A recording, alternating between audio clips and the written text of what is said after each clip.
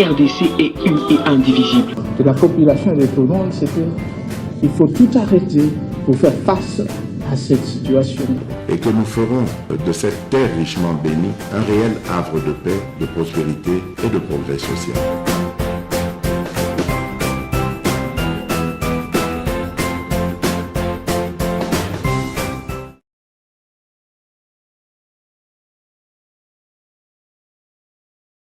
Et c'est mon une fois de plus, il y a MK2 partout dans le monde, en tout cas, il y a vraiment beaucoup de Libakou, il y a un numéro de Sika, il y a une émission, il y a vraiment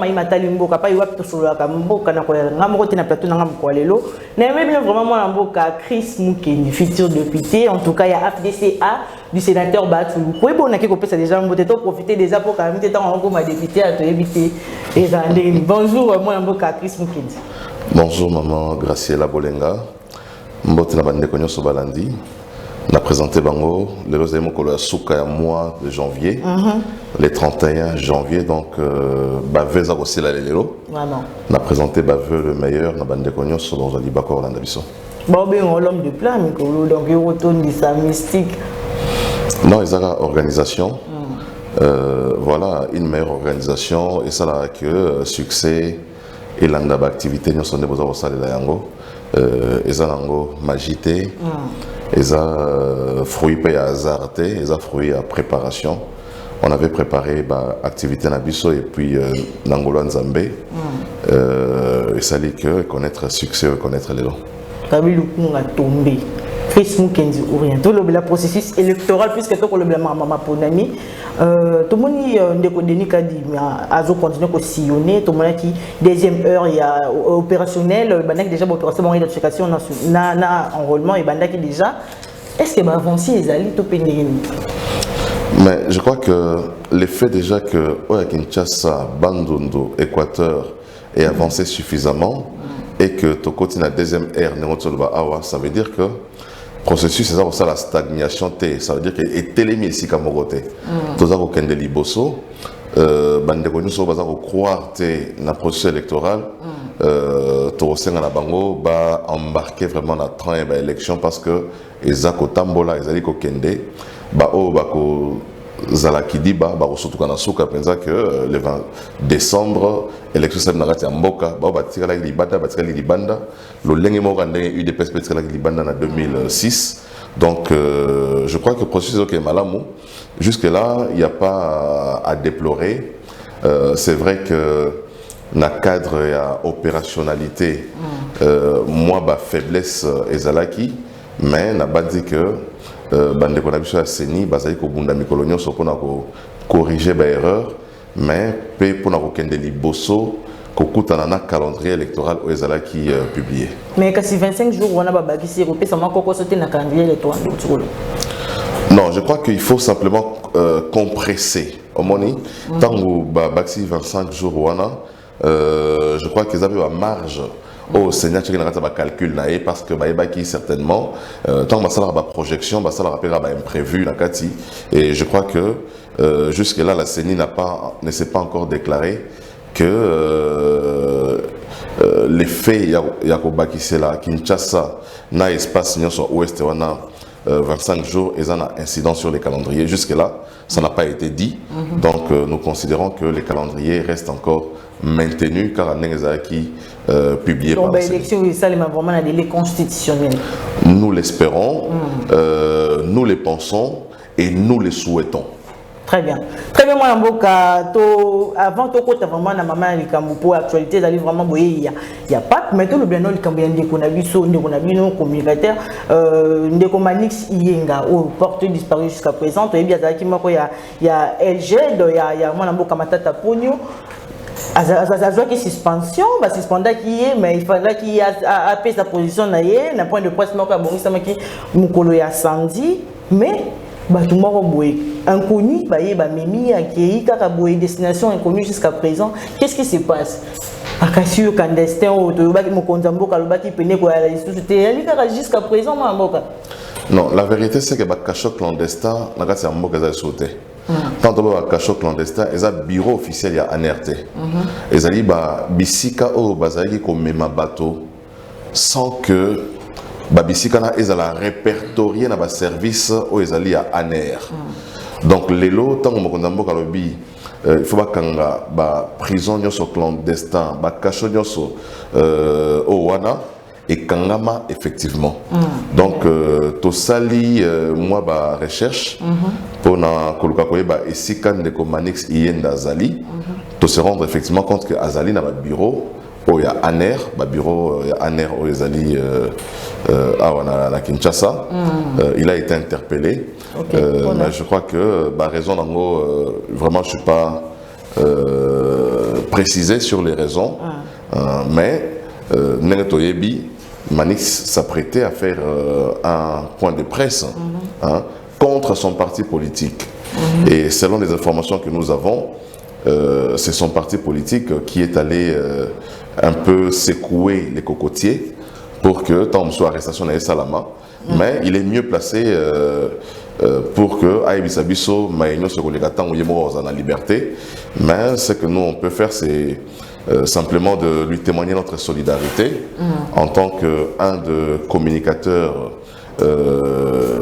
politique je pense que Makanisine Batobele va déraper na yango azali jeune moro dynamique jeune moro intelligent nous souhaitons vraiment qu'on les retrouve en bonne et en parfaite santé et nous l'espérons parce que déjà nos services des renseignements, nos services de sécurité ont été humanisés.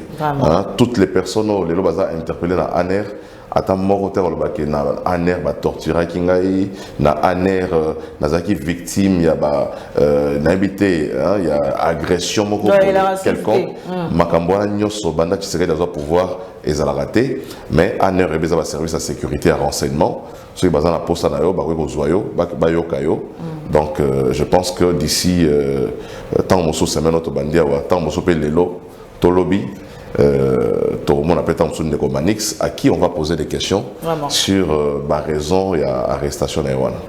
Très bien, Mamboka, tout le monde a une photo, tout le monde il y a pas de photo, et ça livre vraiment buzz na toile, tout le monde photo, il y a podium papal. Qui est écoulé dans le matériel, ou dans Mamboka, il y a qui est boulou yeke, Mamboka. On a besoin de ça, polémique sur le blog, il faut tomber tata masolo dans mon côté. Je crois que la logistique, la organisation, tant que faiblesse que mon ana, et ça le rappelle, tout le monde attend le podium mourir à concert, tant que acquis bien fixé, et connaître tant que sous détachement, mais on ne pourra pas, comme ça, débat comme si c'était une violation à la Constitution, comme si c'était une violation il y a droits humains. Et puis, dans le contexte, on a connu une pluie torrentielle dans la ville.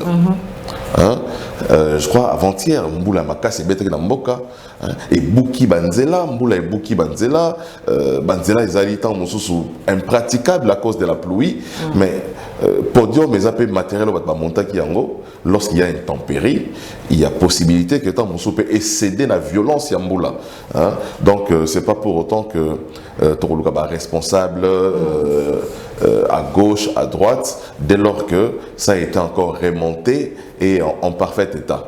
Je crois que responsabilité en organisation Marambia Pape Bapesiango à un Congolais, au Azali tant digne à qui a fait ses preuves en matière d'organisation. Je crois que Jésus Noël Cheke, si je ne me trompe pas. Je pense que nous sommes mieux outillés dans l'organisation et je pense que jusque là les gens vont s'inquiéter jusque là donc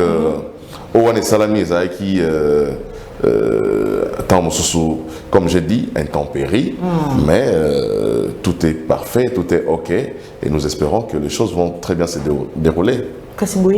Il fallait vraiment na banzela babuka babenga na ba mama bavanda nzala mboka parce que papa azali koya to pendenge nini wana mboka alors que ba pesi ba placement te à côté ka ba mama ba kolela nzala pona papa kazoya na nzela wana ya changu babenga ni babuki fallait que papa ya punya sauter ça pizza c'est commis très propre Pour ne pas voyer à pape. Non, non.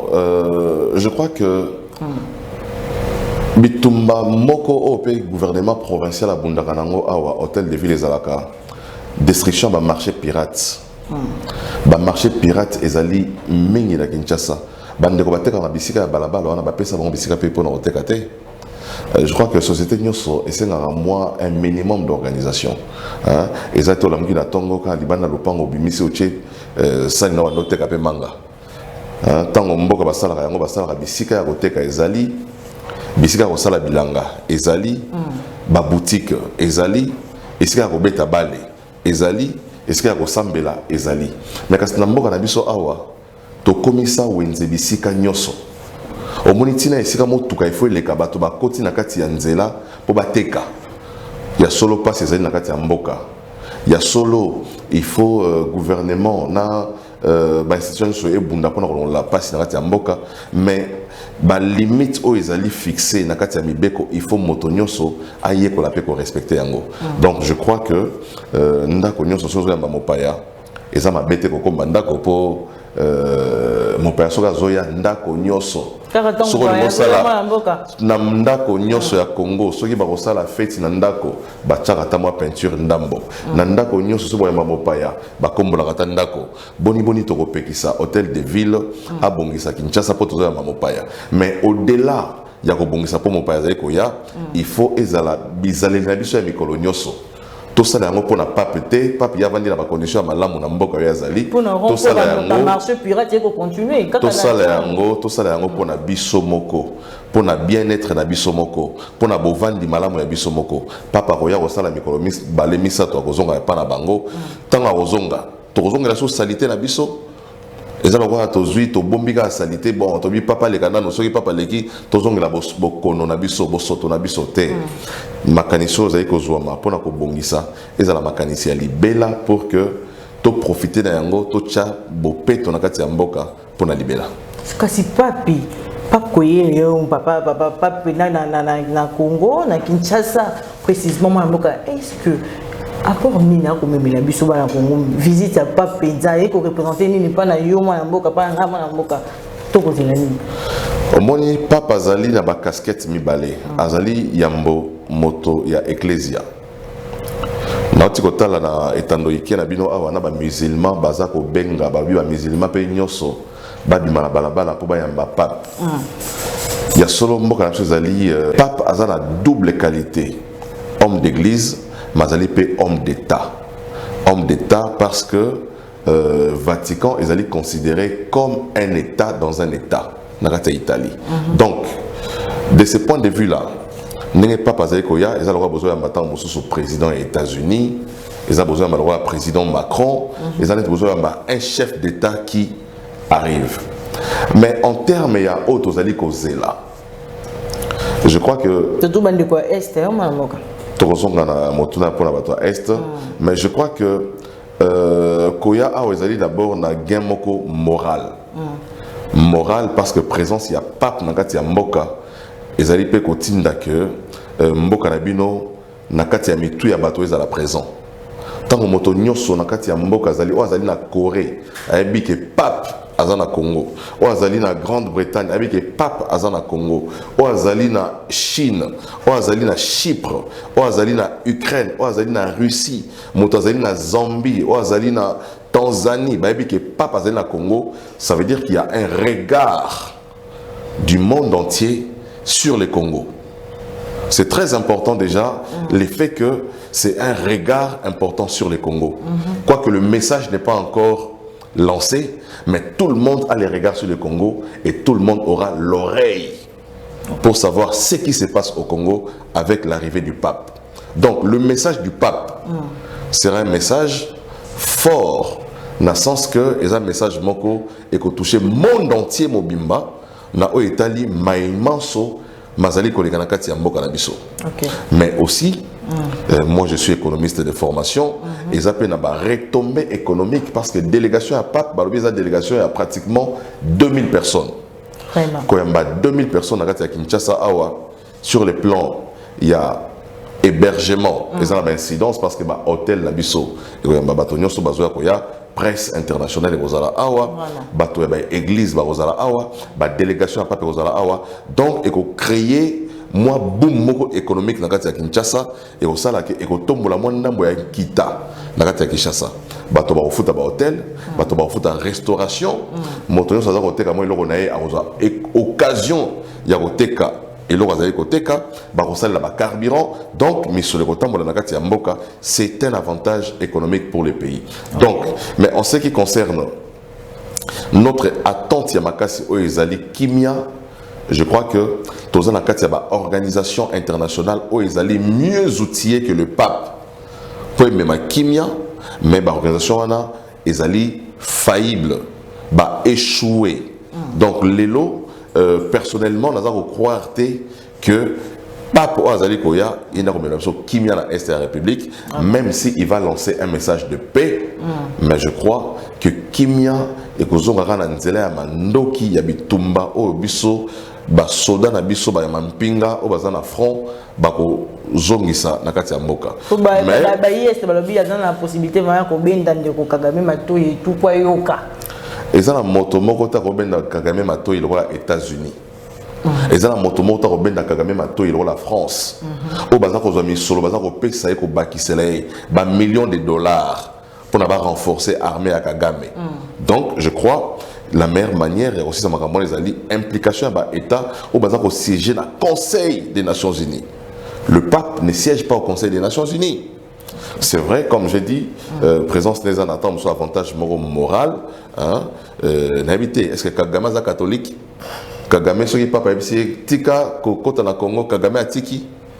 Je crois qu'il y a un intérêt économique, un intérêt minéraire dans la je ne pense pas que le simple fait que le pape a comme Awa, Aloba, guerre nani kimia kota na kati ya est mais ezali nanzela ya mampinga na biso nanzela ya stratégie militaire autozali kozwa nanzela ya diplomatie à chef de l'État je crois mais aussi que koya pe ya pape ezali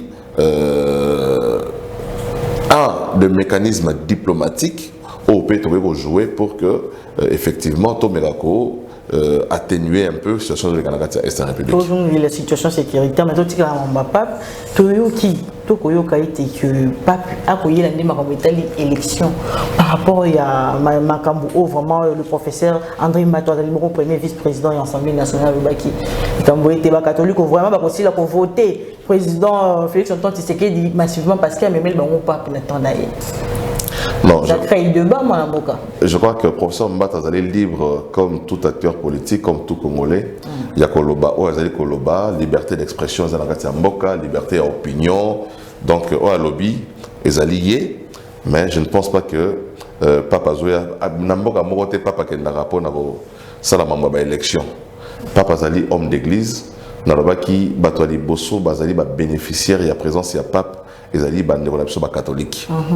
Omoni azali père spirituel na bango. Azali leur souverain pontife. Donc et ça a toujours malamu ko communier na foi na bino na moto azali moto ya yambo. Et si ka bozali ko tia kondima na bino. Pape azali ngana azali moto ya église catholique té donc pour ngai pape présence naé et comme même ngai le côté na kati ya foi ngai parce que moi je ne crois pas au pape na za catholique té na sambela la Marie té mais bato o nyoso bakena église catholique pour na bango présence ya pape ezali et le moko ya monene pour na bango donc toujours accompagner bango na étape ya mi balé il y a qualité à pape Nena Lobaki, Azali pe homme d'État, donc biso ba homme d'État, biso ba acteur politique, toujours adhérer na présence ya pape na Congo sur le plan politique. Donc Tolobi, bato nyoso ba Congolais nyoso, c'est vrai que Congo Azali mboka mo laïque, tout ce qui na bato nyoso ba kene ko yambaye, o Azali pe un homme d'État, Azali un chef d'État, lo lenge moto ko yamba Joe Biden na kati ya mboka. Le Macron, le roi des Belges, donc Ezali Lolenge Moko. Très bien, toujours la situation sécuritaire Mamboka, état de siège. Et ainsi, évaluation de nos côtés la mission après shit ya kichanga Mamboka, après bombo et koyaki, Nabeni, Nakasindi, tout ça. Évaluation de nos côtés la mission état de siège, et ainsi na terrain, ça na ba undenge ni Mamboka.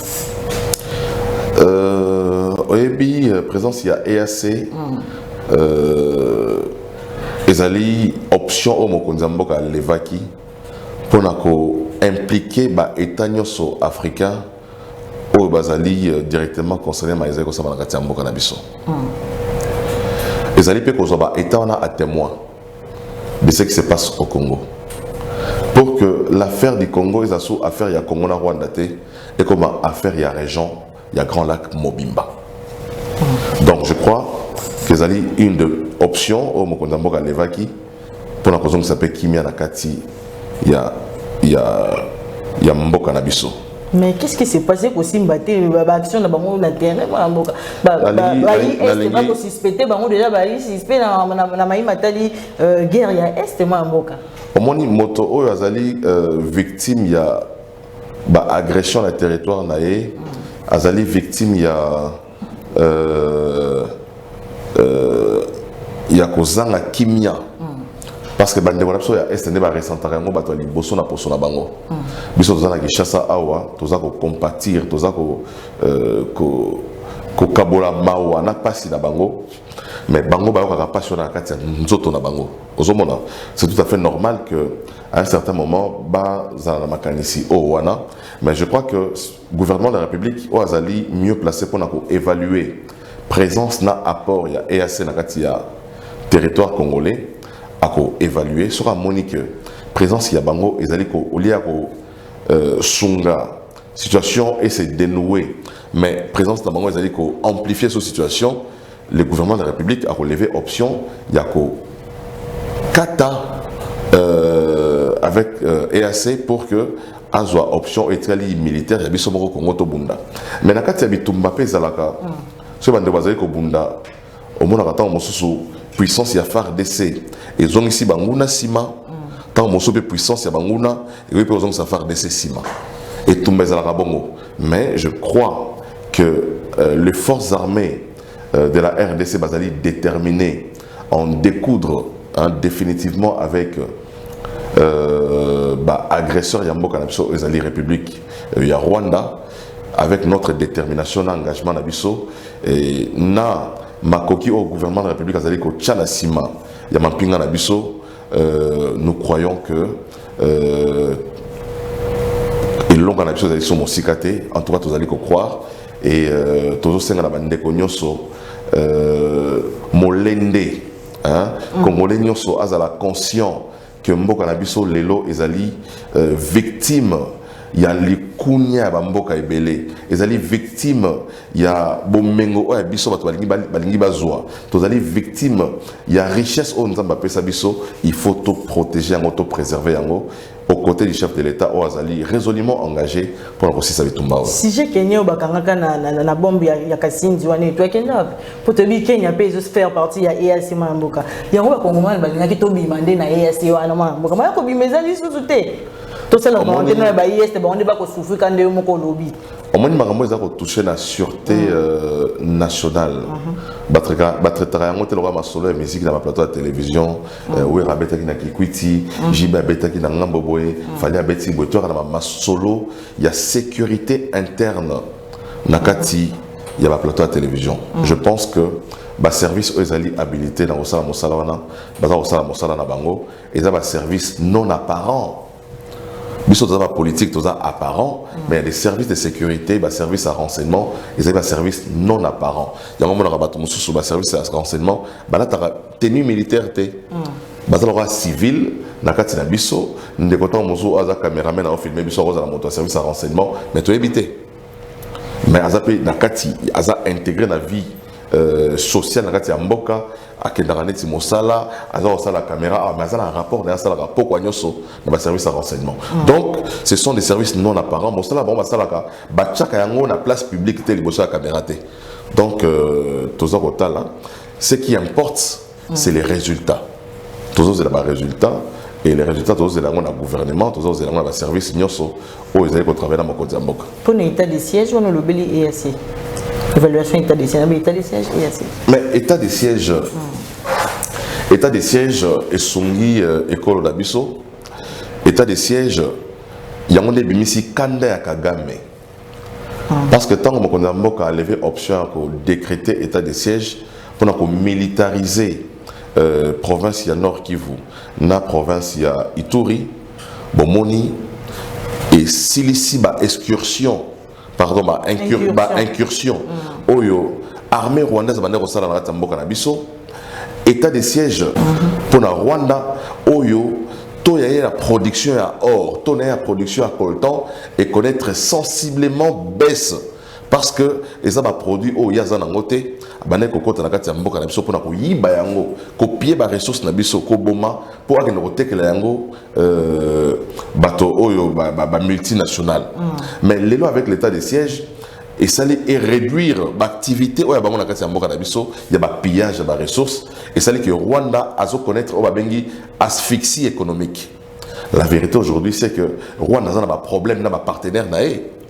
Rwanda lelo azako ko honorer ba engagement na été parce que état de siège et tchebango en mal par rapport ya ba incursion maintenant ça dans le territoire congolais. Donc yango kandanya sonzo mona ko attaquer ba avion na biso ko luka ko déclarer ba guerre na biso nyoso ezali conséquences ya état de siège au bato mosu bazé ko comprendre bien fondé dans côté lelo. Mais est-ce que oyo qui peut sango ya parlement ougandais ba koloba été ba pesi déjà fait vert au fait ba armée na ba kota na mboka na biso ba na ba ADF ba ko attaquer ba ADF na mboka na biso incursion en fait. Oyo qui sango Omoni nalobara toujours que Tobo Saragalo Moroté, Congo est allé sujet à convoitise de pays ébélé. Il faut peuple congolais moro à la mouka pour barrer la route. Mboka na biso est allé sujet à appétit économique de pays voisins ba Ouganda, ba Rwanda, ba Burundi. Baza mboka oyo, baza ko bundisa Congo. Ba mosso de manière déclarée, ba mosso de manière non déclarée. Donc il revient aux Congolais d'avoir conscience que Bamboka na nyoso bazali ko ya pour intérêt à Congoté. Mingi bazali ko ya pour intérêt à Bangomoko, même au Konzamboka, je crois que la sagesse azali nango a vu comment jouer à la diplomatie pour contourner ba projet nyoso o banguna mboka na biso bazali ko sala contre République du Congo. Nagi ba bi mokonza ko lela trop mboka par rapport ba communiquer le gouvernement to yoka ki ya ko continuer ko lela kaka ko lela na ko lela ma. Non na mona isika moko te mokonza mboka azali ko lela. Na mona mokonza mboka azali ko dénoncer. Ouais, ça a terme ba Congomani en fait, le ko interpeller communauté internationale ko apexa Rwanda ko Omoni eza manque qui a prise ya conscience na manque qui a patriotisme. Omoni bitumba tsere azali ko bunda lelo eza bitumba azali ko senga Congolais nyonso za na sima na ye. Mais toza ko mona que bato mosu bazali ko mona que soki bitumba est sili Félix Tshisekedi nde alongi. Ba koloba Tshisekedi a vaincre eloko wana. Omoni donc ba éloge nyoso lokumu nyoso et ko zonga pa Tshisekedi. Yango ozomona bato mosu bazali ko bundisa pe Tshisekedi malgré que mboka na sozali ko bundisama.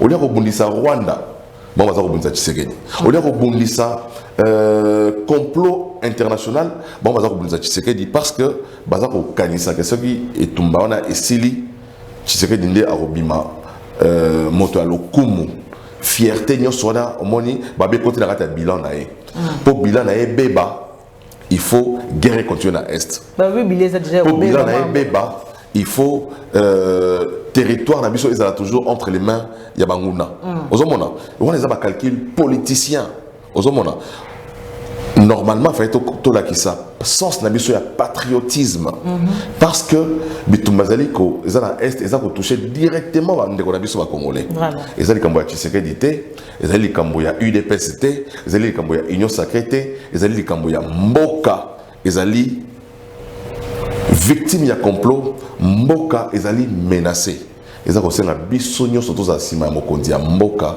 pour que to battre la mboka na biso, to battre la intégrité territoriale na biso. Mais malheureusement, bandeko mosu bazali ko jouer jeu à ennemi, bazali ko kene na sima ennemi pona ko bundisa so Tshisekedi, o bazali ko bunda pona intégrité territoriale. Mais na mgongo mboka nini to ko sala pona ko protéger ba ville na biso ya est pour éliminer ba rebelle ba ko loba déjà ba soldat faut ba loba ba militaire faut ba longa na Goma déjà to yo ki ba rebelle ba faut ba longa. Au-delà de la guerre aux est, il y a aussi ce qu'on appelle la guerre médiatique. La guerre, elle va communiquer tout le monde les autant parce que réalité à terrain, ils ont communiqué tout ça au monde. Vraiment. Mais malheureusement, les consommateurs des réseaux sociaux, ils ont croire dans les documents qui ont circulé, autant que les documents sont fabriqués dans les officines. Il y a des Congo pour démoraliser les FARDC, pour démoraliser les peuples congolais. Moi, je dis, il faut qu'on communique aux gouvernements de la République. On va gérer la situation.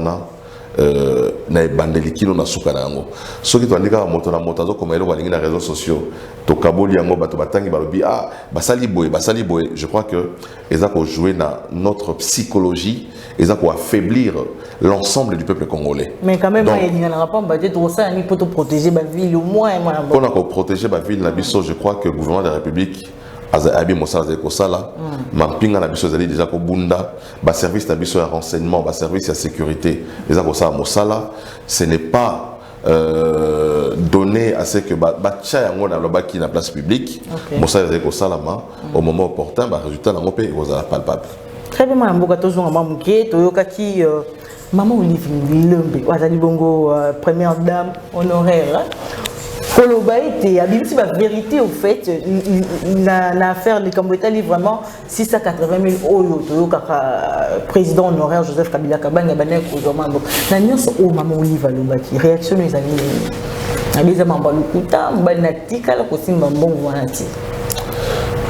Au moins, maman Olive, moi j'ai beaucoup de respect pour la maman Olive, mais on peut se conseiller Moko. Pour conseiller a adopté l'attitude de Joseph Kabila. Oh là là. Attitude. Il y a silence. Ok. Comment ni? Motoso a silence. Bozo batazo kanisanini. Motoso a silence. Bako attaqué été. Motoso a silence. Moto retumbo la été. Motoso a silence. Moto ako. En fait, à perdre, à sous vulnérable était.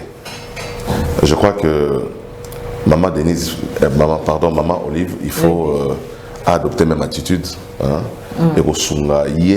et puis et battre là, Joseph Kabila a exposé été. Mais à dénoncer à Salim Mabé, que le couteau il est qui trop, on va la simbater moi la boca, à Simambo on va te mettre casser que l'Obama trop. N'a aucun lobby depuis 2020. 2020. Je sais qu'il a eu pouvoir depuis le 24 janvier 2019. Donc ça veut dire que Abanek aux Mbongoana. Il peut arriver, n'a habité, ceux qui ont la raison, ceux qui ministre n'a tort, n'a habité, mais il arrive dans un cas pendant une année. Il arrive dans la Mboka na biso oyo. Que Batouba ça va arrêter à 56 mois salaire dans la Mboka oyo. OK. Des Congolais qui souffrent. N'a pas onatra, n'a pas entreprise à l'état est belé. Batouba va arrêter tant mon sous peut belé. Donc,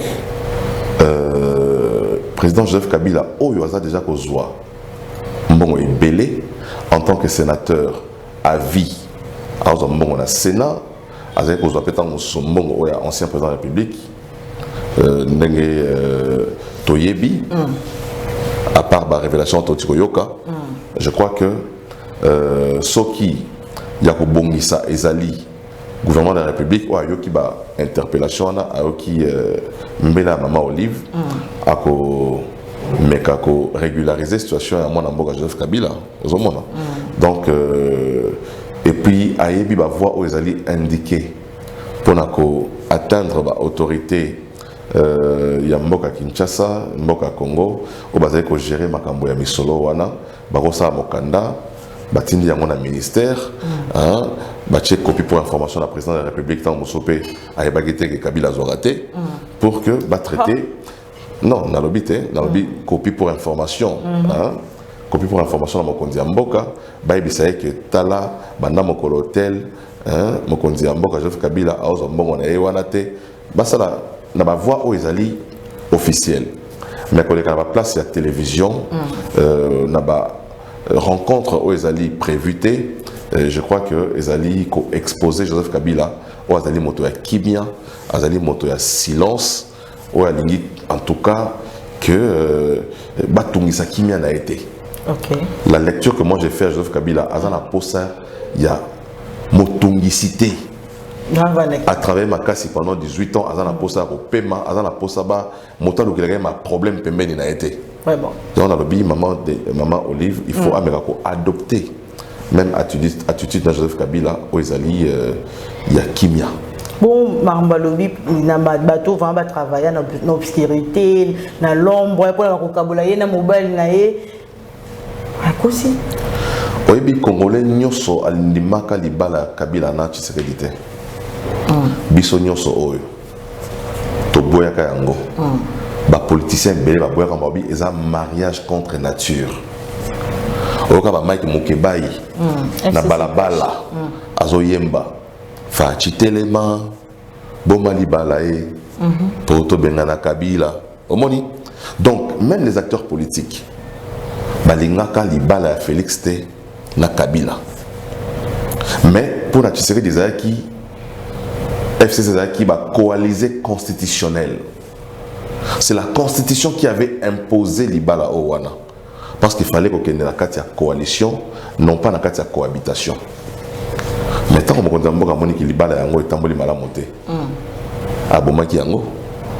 Mais ayoka qui peut mbele aba congolais belé balinga ki libala wana te. Ayiba to bazaki na agenda caché mamoka. Donc peuple congolais mo bazaki na agenda caché parce que balinga libala wana te. Donc ba mukendi bazaki na agenda caché. Ba Graciela Bolenga na habité so bano linga libala ngona habité donc il na agenda caché. Donc ba congolais nyonso o balinga libala ya Kabila na Tshisekedi te bazaki na agenda caché. To ndimi yango agenda ngo yango lelo to bimisi yango. To linga ki yango te. Voilà, ton limi yango te na agenda caché, to linga ki libala wana te parce que congolais nyo salinga ki yango te. Bato wana loba mais comment est-ce que za na moto oyo alobaki que yenda bebisi mboka, yenda bomi mboka. Donc to lobi zaki coalition constitutionnelle. Mais dès lors que tu serais dans monde que maintenant ta mala monter a décidé à bito kata yango. Ezaki te jusqu'à ce que la mort nous sépare. Hein, net ne ba sa na église, même libala o bato ba bala ni na église kutu bakabwanaka. Jusqu'à ce que la mort nous sépare, mais mort n'a pas été mais donc tant que nous avons mal monté la coalition, je serais dans mon niveau fakata à Katiango. Abi peut-être bon banga basunga ya tambu sambo kamala pour selon bangombo ke kota mama be yo mo mona kinenga funda kimino et pas ya Laurent Désiré Kabila mausolée mboka kota mama mboko etambola ki malamu 18 ans ma ezalité mboka etambola malamu mboko etambola ki malamu pendant 18 ans courant ezate banzela ezalité ba école gratuité ezalité ba université non qui m'a Olive Alobi mbongo nga tongata ba université mais tant que vous avez pouvoir azé ko zambongo ko leka $680,000 et belé ko leka o wana à l'exception ba université ya tongaki siko tant que na mbongo ya mokende ngo tonga université tant que vous avez na bokondi mbongo e belé hein ba entreprise e belé ba banque e belé misolo e belé université à mon côté. Je crois que ça dit distraction. Maman Olive, on a mingi n'a pas attaqué été. Mais je crois que dans le bas qui la conseil n'a Azam Otomo Malamu, n'a mon rasala œuvre sociale, à son bande de belé.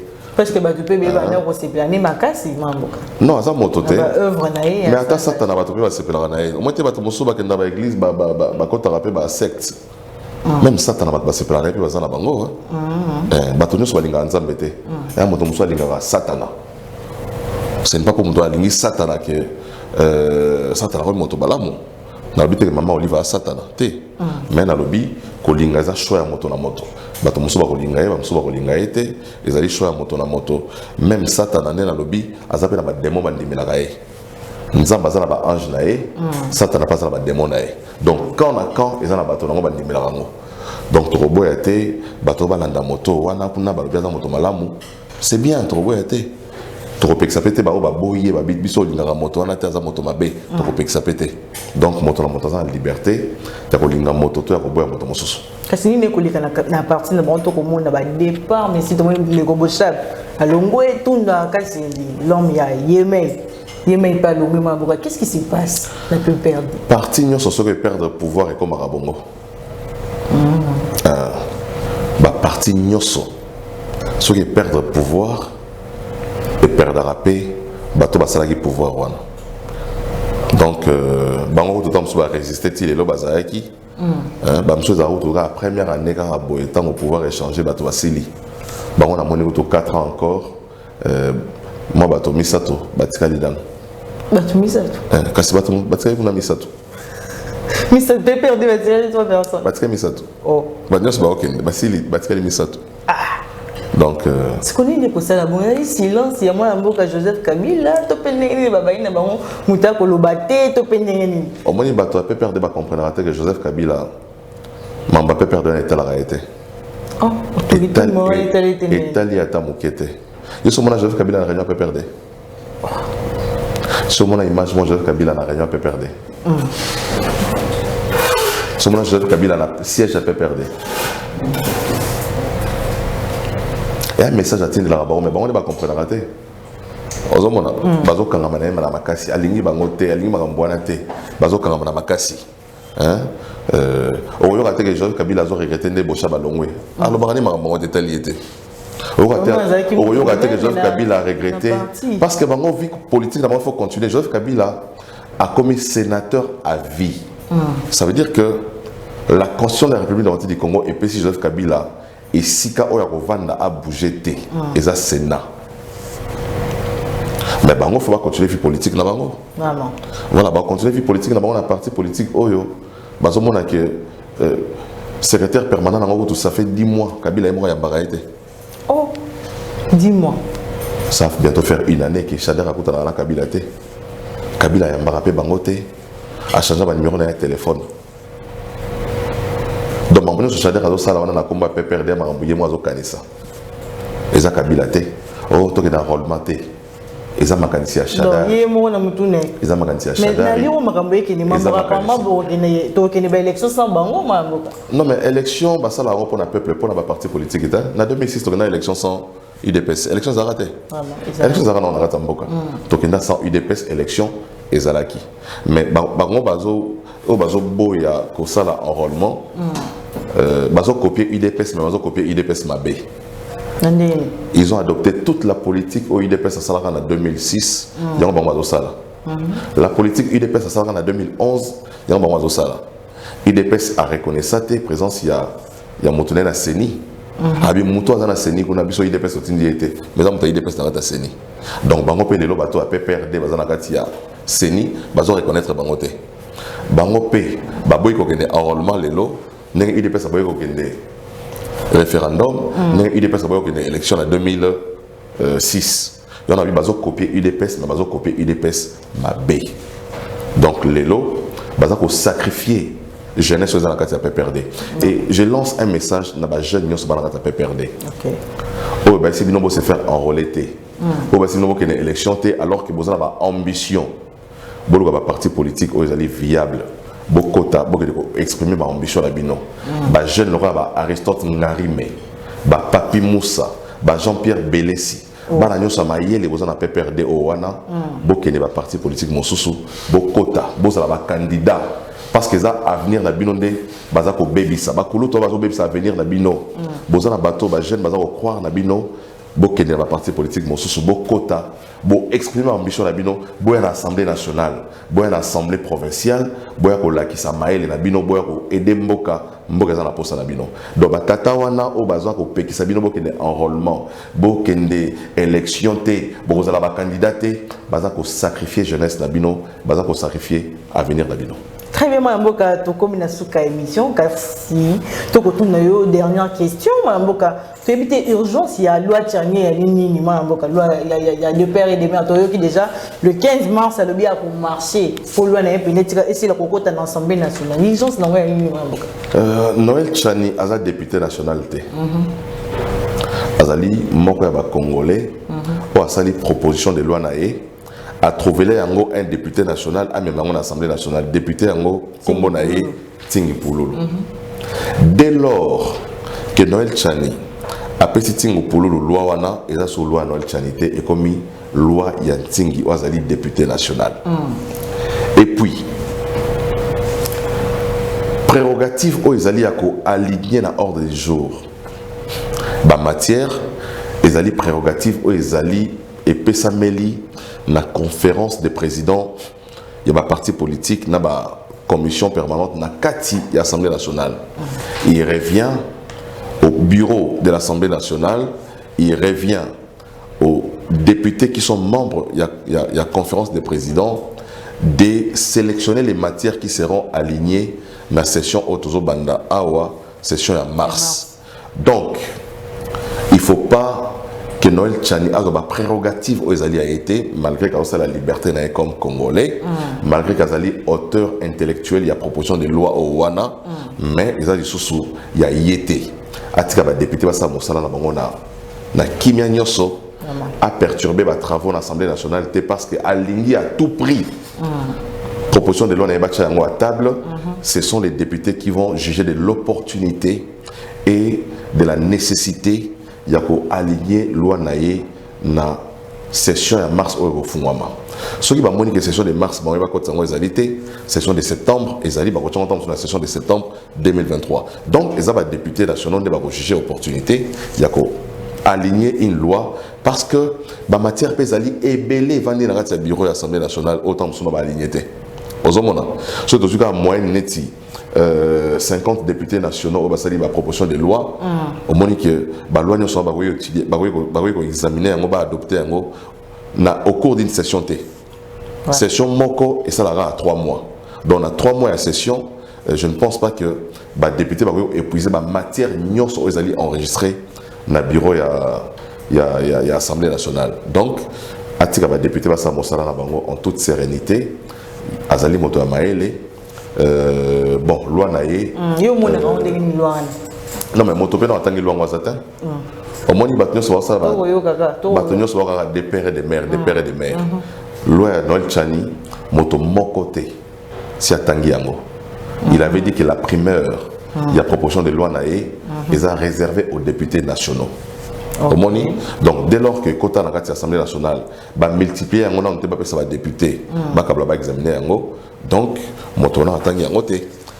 Les gens font des débats à tort et à travers sur les plateaux de télévision sur une proposition de loi qu'ils n'ont pas lu. Mutata réalité. Mutata ngazate. Quand on pour le mot. Oui, attends yango certainement parce que va travailler ensemble pour déposer yango mais moto mokote azana ngo la proposition Noël Tchani yango abimisa pesa biso azana été très bien mamboka to comme na suka ya émission msa mokwalelo kasi to kozong sila yo caméra ya Donzi au pesa mot de la fin ya émission mot de la fin ils ont dit que 2023 est année électorale donc message na biso la jeunesse congolaise particulièrement na Congolais so bazali pe libanda ya mboka bazala na biso enrôlement au salama na France, na Belgique, États-Unis, Canada, Afrique du Sud bandeko nyonso bo se faire massivement enrôler pour que tout changer destin mboka na biso na Assemblée nationale na Assemblée provinciale mais na o Italie lingomba na biso FDC Chris Mokenena FDC Mobimba professeur Modeste Bahati Tolobaki en 2023, nous avons renouvelé confiance dans Bisso, dans Mokonzi Mboka, président Félix Antoine Tshisekedi Chilombo, au Tozali ko Banzakyo, Azali na Makanisi Malamu pour Kosunga Congo, ou Azali l'homme de la situation présentement pour Omega Mema, qui vient à l'Est de la République à travers politique diplomatique, mais aussi politique en tout cas sur la gouvernance économique de la Mboka, avec le concours de l'IGF, avec les concours et instruments aux Ezali mis à disposition d'ailleurs, tout le monde amélioration moke na kati ya mboka. Yango tolobi to kopesa sous maboko, ba Congolais nyonso baza ko croire na président Tshisekedi to pesa maboko pona komema kimia na est ya République du Congo aux Ezali le sujet na complot international. Très bien, moi, Mboka, Chris Mouken Matoni Ming Nayope, Nandenge répondre vraiment à l'invitation de M. Moukwalelo. Merci, Nabil Pemani Kobalania MK, buzz officiel partout dans le monde. Bozaki et Belé Scotché, Nakona Nabiso Nanzela MK Buzz. Merci. Nayope Dondi Azaki Nasima Karmira. Pourquoi pas na Valdi Azaki na montage. Donc, vous allez très prochainement ce que je suis Chris Azong Namide.